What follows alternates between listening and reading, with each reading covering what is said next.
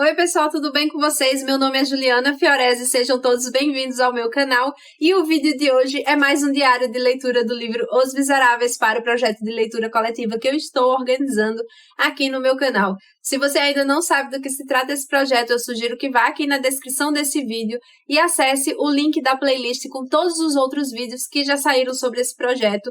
O primeiro vídeo, inclusive, é explicando como tudo tem funcionado por aqui. Eu deixei também o link para download do nosso cronograma, e nesse cronograma tem todos os capítulos e todas as datas em que nós leremos Os Miseráveis até o final do projeto em maio de 2021. Sinta-se convidado a entrar nessa leitura com a gente, que tem sido uma experiência incrível. Dá tempo, hein, pessoal? Lembrando que este não é um estudo aprofundado da obra e nem tampouco são aulas sobre o livro. É mais uma troca de experiência literária e é isso que eu tenho feito aqui no canal com esses diários de leitura. Então, sintam-se todos convidados a participar da leitura coletiva de Os Miseráveis. O vídeo de hoje vai ser sobre os seguintes capítulos. Os capítulos do livro 4º, o capítulo 2º, que se chama Primeiro Esboço de Duas Figuras Sombrias, e o capítulo 3, A Cotovia. E aí a gente termina o livro 4º e entra no livro 5º, que se chama A Decadência. Aí a gente vai ler o primeiro capítulo desse livro 5º, que é A História de um Progresso no Fabrico de Vidrilhos Pretos, e o capítulo 2, que é Madeleine.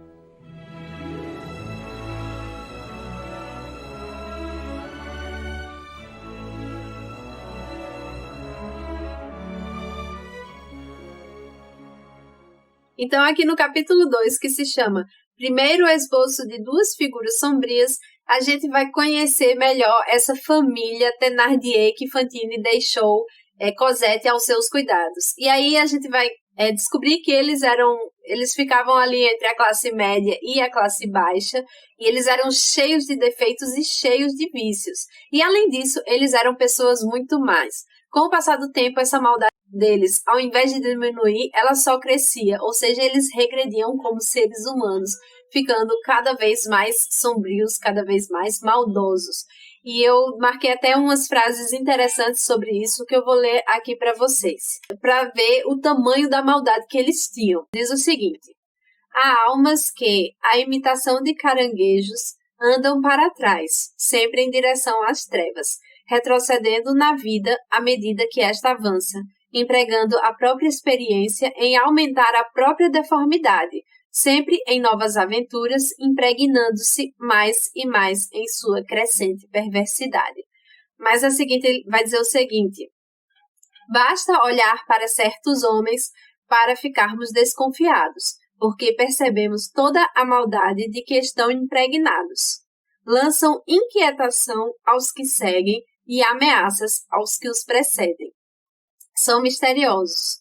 Ninguém pode afirmar com segurança o que fizeram ou o que vão fazer. A sombra que levam no olhar denuncia-os.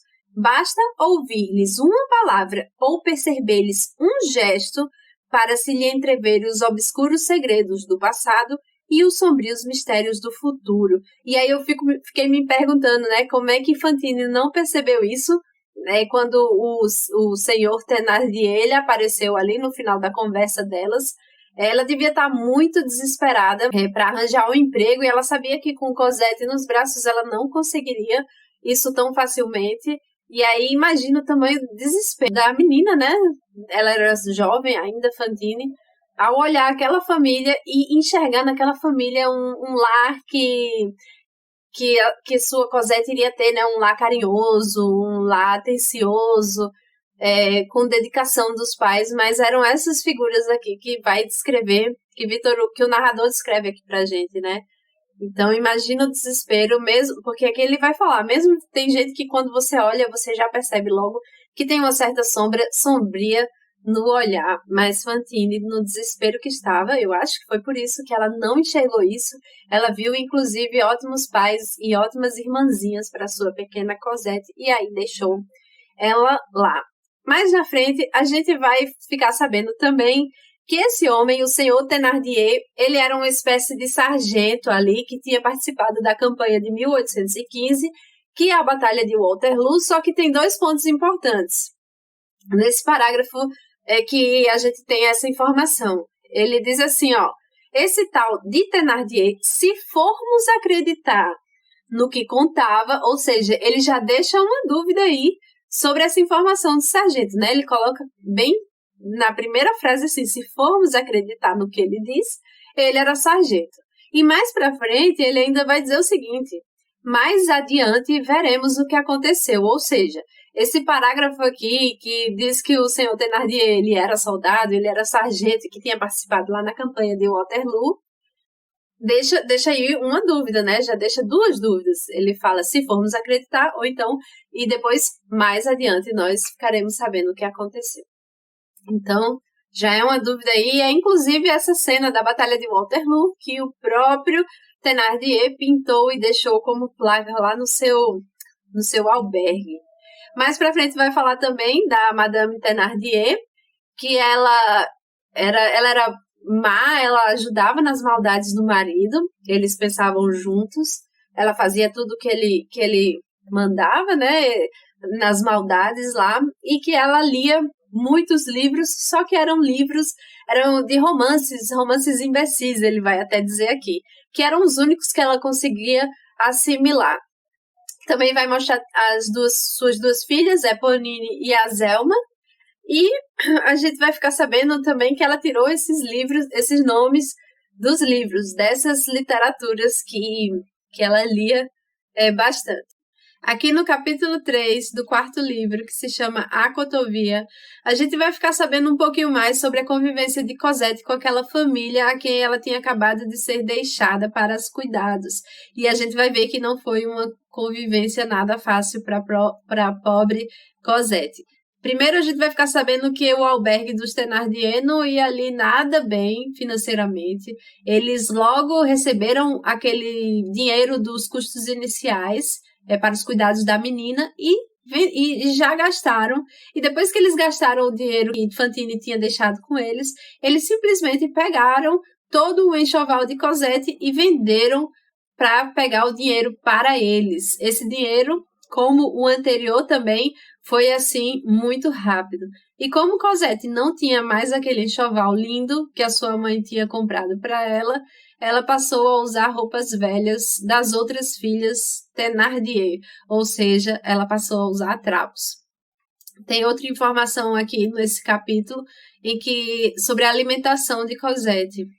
A Madame Thénardier, ela pegava todos os restos dos pratos, tudo que sobrava ali, e juntava numa vasilhinha de madeira, colocando essa vasilhinha embaixo da mesa. Ou seja, Cosette comia embaixo da mesa com os cachorros e com os gatos. Ela comia um pouquinho melhor que eles, mas quem fazia companhia nas suas alimentações eram os cachorros e os gatos debaixo da mesa, minha gente. E aí a gente vai ver que com o tempo Cosette vai ficando magrinha, não vai ficando tão saudável assim, totalmente diferente do que ela era quando Fantine a deixou ali com aquela família. Aí a gente vai ficar sabendo também que Fantine, ela nunca esquecia da filha, ela escrevia todos os meses pedindo notícias de sua filha, perguntando como é que ela estava, e os Thénardier cada vez mais respondiam que ela estava maravilhosamente bem. Se Fantine chegasse ali a qualquer momento, ela jamais reconheceria a sua filha pelos maltratos que os Thénardier faziam com ela. E aí ela ficava enviando todo mês 7 francos, aí passaram ali uns 6 meses mais ou menos, e os Thénardier começaram a cobrar mais, quase o dobro, começaram a cobrar 12 francos de Fantine por mês. E aí Fantine, acreditando que estava tudo bem mesmo com sua filha, ela foi convencida e continuou enviando mensalmente 12 francos para essa família. Tem uma parte aqui que vai falar também sobre o amor da Madame Thénardier com as suas filhas, a Zelma e Eponine. Ela amava muito essas crianças, fazia eles carinhos o tempo inteiro, só que aí vai dizer uma coisa, que tem corações que não conseguem amar determinada coisa sem odiar a outra, e a Madame Thénardier era uma dessas, ou seja, ela tinha um certo ódio dentro dela que ela tinha que descontar em alguém, e por Cosette estar ali, era nela que toda a raiva dessa Madame Thénardier era descontada. No livro vai falar até que se Cosette não estivesse ali, as suas filhas sofreriam isso também, além de receber as carícias. Mas como Cosette está ali, todos os carinhos a mãe colocava para suas duas filhas, né, a Madame Thénardier. E toda a raiva a mãe descontava na pequena Cosette. Tem até uma frase que eu marquei aqui no livro que diz exatamente isso. Há certas naturezas que não podem amar de um lado sem odiar do outro. E aí vai ter uma descrição completa sobre isso, que eu comentei aqui com vocês. E a última frase desse parágrafo, que eu fiquei assim com o coração partido, diz o seguinte: meiga e tímida criança, nada compreendia, nem deste mundo, nem de Deus. Cosette, né? Continuamente castigada, repreendida, maltratada, espancada, via ao seu lado duas pequenas criaturas como ela vivendo num raio da aurora. Quando eu li isso, meu coração ficou assim, partido, né? E aí vai dizer também aqui no livro que por ver a mãe tratando Cosette com tanta raiva, com tanta falta de educação, as filhas, Eponine e Azelma, começaram a repetir tudo aquilo que a sua mãe fazia. Então, elas também agrediam a pequena Cosette. As crianças nessa idade não são mais do que o retrato da mãe. A única diferença é o tamanho e só. E aí vai continuar o capítulo dizendo que não sabe-se como, mas o senhor Thénardier descobriu que Fantine havia escondido sua pequena Cosette porque ela era mãe solteira, e isso era meio que um segredinho dela. E aí ele começou a ameaçar Fantine de que iria devolver a criança para ela se ela não pagasse 15 francos por mês. Ou seja, ele tinha certeza que ela não ia pegar naquele momento sua filha de volta, porque ela não podia fazer isso, senão ela perderia seu emprego.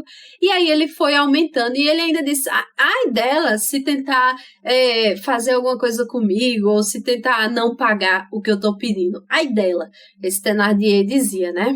E aí vai dizer que os anos foram passando, e conforme os anos iam passando, mais a miséria de Cosette ia crescendo. E aí a gente vai saber que ela estava muito magra, muito pálida, nada saudável e um pouco inquieta, assim, o tempo todo, né? E aí vai falar que ela fazia todos os trabalhos da casa, né, com apenas 5 anos. Ela tinha 5 anos.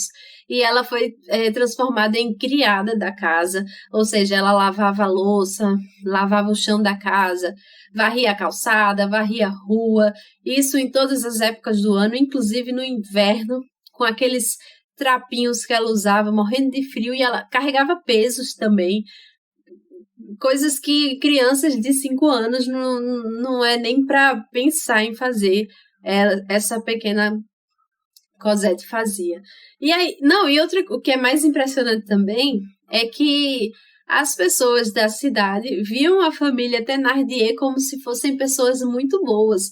Eles diziam assim, vocês viram aquela família, como eles são bons, eles cuidam por caridade daquela menina abandonada. Só que Cosette não foi abandonada, porque a mãe enviava uma quantia todo mês para os cuidados de Cosette, né? Que eles nem usavam para ela, como a gente pôde ver nesse capítulo. E aí os Thénardier ainda saem como boas pessoas. Isso aqui me deixou com mais raiva ainda, porque eles eram pessoas tenebrosas, piorando cada vez mais. E aí a cidade vai começar a chamar de Cosette, vai começar a chamar Cosette de a Cotovia. Cotovia é um passarinho muito pequenininho. Eu até fui no Google, no YouTube, para escutar o canto da cotovia. Depois vocês vão lá E escutem também, Cosette era o primeiro ser a acordar naquela cidadezinha. Ela era a cotovia, né? Por isso que eles se chamavam. Era pequenininha, magrinha, tremia muito de frio, mas ela só não cantava. É assim que termina esse terceiro capítulo. Restavam-lhe somente os lindos olhos que davam pena, porque, grandes como eram, deixavam entrever maior quantidade de tristeza. Era doloroso ver, no inverno, essa pobre criança, que não tinha ainda 6 anos, tirintando de frio, coberta de farrapos, varrendo a rua antes do sol sair, com uma vassoura enorme em suas pequeninas mãos vermelhas e os olhos cheios de lágrimas. Aqui no livro 5º, que se chama A Decadência, e no capítulo 1º desse livro 5º, que se chama História de um Progresso no Fabrico de Vidrilhos Pretos, a gente vai ficar sabendo que em 1818, depois de Fantine ter deixado sua filha ali com os Thénardier, ela vai chegar finalmente na sua cidade natal, que se chama Montreuil-sur-Mer. Ela havia saído da sua cidade há 12 anos, então quando ela chega ali, ela vê que a cidade havia progredido muito, era muito diferente do que ela lembrava, e tudo isso porque em 1816, acontecimentos na indústria fizeram com que a cidade dela progredisse de maneira assim muito rápida.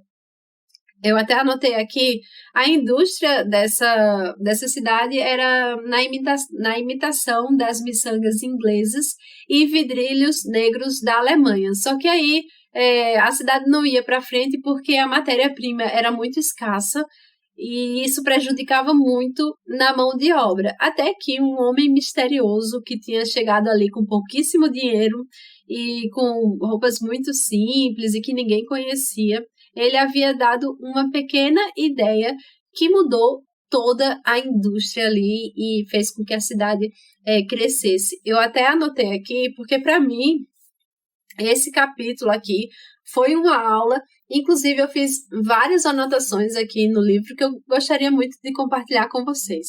Então, eu vou ler os parágrafos que mais me chamaram a atenção desse capítulo. Eu adorei esse capítulo, minha gente. Então, é o seguinte. Pelos fins de 1815, um homem, um desconhecido, estabelecera-se na cidade e tivera a ideia de substituir a resina pela goma laca.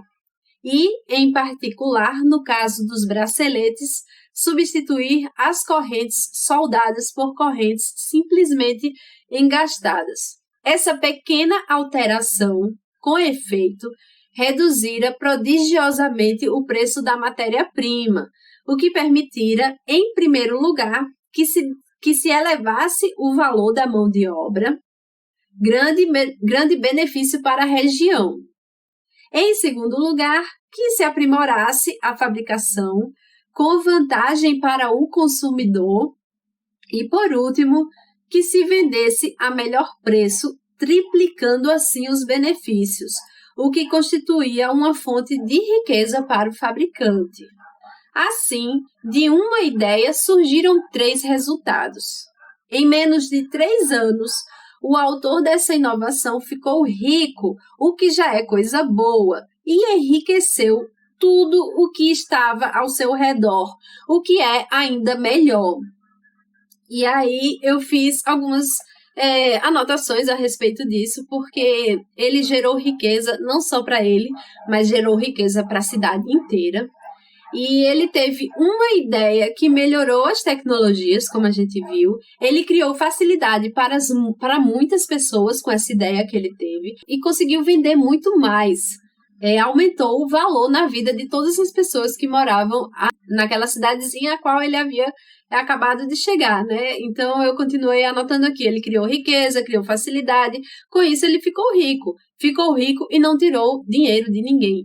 Muito pelo contrário, ele mesmo ficou rico e com isso, com essa ideia que ele teve, ele enriqueceu a cidade inteira. Até a gente vai ver um pouquinho mais na frente aqui, que nessa cidade não havia mais ócio e não havia mais pessoas desempregadas. Ele fez muito, muito por essa cidade com a pequena ideia que ele teve, né?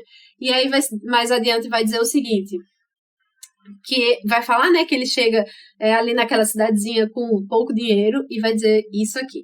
Foi desse capital insignificante, posto a serviço de uma ideia engenhosa, fecundada pela ordem e pelo pensamento, que ele fez surgir sua fortuna e a riqueza de toda a região. E aí eu só fiquei me lembrando das grandes empresas aqui, que assim, deixaram os donos muito ricos, mas o valor que elas geraram no mundo foi várias e várias vezes muito maior do que a própria riqueza que eles conseguiram, que é o caso da Apple, o caso da Amazon, do Google, Spotify, Facebook e todas essas facilidades que a gente tem hoje em dia, principalmente na área tecnológica, né? Então, foi exatamente o que esses donos dessas grandes empresas fizeram que esse senhor aqui, que todo mundo desconhece, fez também. Então, ele gerou riqueza para ele, mas gerou também uma riqueza muito maior para todos ali daquela pequena cidade, Montreal-sur-Mer, né? E aí, vai falar também que no dia que ele chegou nessa cidadezinha, estava tendo ali um incêndio e ele salvou duas crianças que eram filhas do capitão da guarda. Ou seja, por esse feito, as polícias não pediram o seu, o passaporte amarelo dele de ex-forçado. Então foi por isso que ele ficou ali naquela cidade mesmo e fez tudo o que fez e que vai ser descrito aqui neste capítulo maravilhoso. E aqui no capítulo 2, que se chama Madeleine, que é justamente o nome desse homem misterioso que chega em 1816, no final de 1815, né? Ali em Montreal-sur-Mer. Ele era um homem aproximadamente com seus 50 anos, era muito bondoso, mas era também muito preocupado. Ele era bem misterioso, para falar a verdade. E foi ele justamente que transformou Montreal-sur-Mer num grande centro comercial. A Espanha, inclusive, por comprar muito miçangas negras, começou a fazer pedidos grandiosos assim nessa cidadezinha. Inclusive começou a concorrer com Londres e uma outra que eu não lembro agora, mas assim, ela se igualou num nível altíssimo. E aí, o senhor Madeleine, né, ele construiu uma grande fábrica ali na cidade, inclusive ele separa dois espaços para os operários dessa fábrica, ele coloca de um lado só homens e do outro lado só mulheres, e vai falar um monte de coisa que o senhor Madeleine ele fez por essa cidade, né? Ele dava trabalho a todo mundo. Quem tivesse passando fome era só chegar na porta de sua fábrica, que ia receber pão e trabalho também. E a única coisa que ele pedia em troca, assim, era a bondade e a honestidade das pessoas. Ele vai construir muitas coisas na cidade dele, naquela cidade, né? Ele vai construir hospital, vai construir escola, vai construir farmácia que tem remédios gratuitos para toda a população. Ele vai, inclusive, tirar do próprio bolso o salário dos professores. Ele vai pagar aos professores 2 vezes mais do que era normal que os professores recebessem. Então, assim, ele faz muitas coisas boas para todo mundo ali naquela cidade e muitas dessas coisas que ele faz tirando do próprio bolso dele. Vai falar também, e apesar disso, dele fazer tantas coisas boas pela cidade, vai falar muito sobre as pessoas, sobre os comentários que as pessoas faziam do senhor Madeleine.